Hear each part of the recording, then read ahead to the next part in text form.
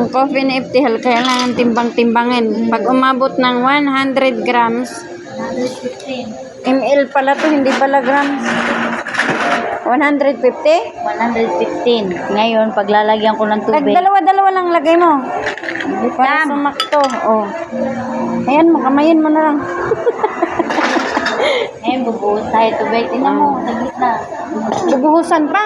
May gagawin pa ako, tapos kailangan. Gusto yan nila, binabasa ito. Ganyan mag-coffee dito sa Saudi, guys. Kaya kung gusto nyong mag-coffee, sa bahay nyo lang kayo mag-coffee. Dala kayo ng kape yung sarili. Ayan.